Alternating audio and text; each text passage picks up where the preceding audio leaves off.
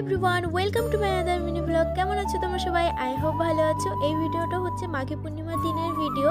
এই বছরের মাঘী পূর্ণিমার দিন আমাদের গ্রামে নতুন মন্দির উদ্বোধন হয়েছিল। গ্রামের সবার কাছে এটা একটা গর্বের মুহূর্ত ছিল। ছোট থেকে বড় সবাই মিলে কত পরিশ্রম করে এই মন্দিরটা তৈরি করেছে। সত্যি ভীষণ আনন্দের দিন ছিল সেদিন।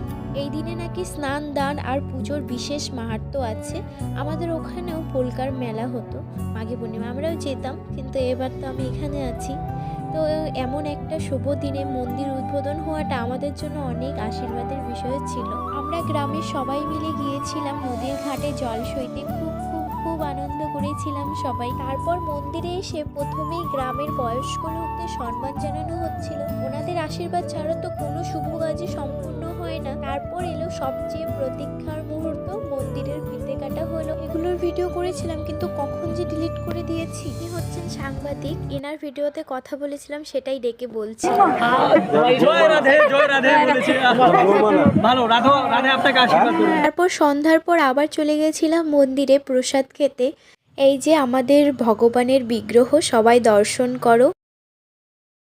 পুরো পরিবেশটা দেখো, ভক্তি আনন্দে একদম ভরপুর। তারপর এই দিকে রং করা হচ্ছিল মা কালীকে, শিব ঠাকুরকে, কারণ তারপরের দিন ছিল কালী পুজো, তারপরের দিন আবার ছিল শিব পুজো।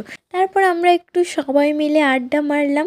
আর এটা হচ্ছে একটা দাদু, বুনুর সাথে এসে খুব ইয়ার্কি করছিল, ওটা নিয়েই হাসাহাসি করছিলাম আমরা। তো ভিডিওটা এই পর্যন্তই, দেখা হচ্ছে নেক্সট ভিডিওতে। আর আমার ভিডিও যদি তোমাদের ভালো লেগে থাকে একটা কমেন্ট করে নিশ্চয়ই জানিও। তোমরা যারা ফেসবুক থেকে দেখছো আমার প্রোফাইলটা প্লিজ ফলো করে দিও, আর যারা ইউটিউব থেকে দেখছো প্লিজ চ্যানেলটাকে সাবস্ক্রাইব করে দিও। Tata, bye bye.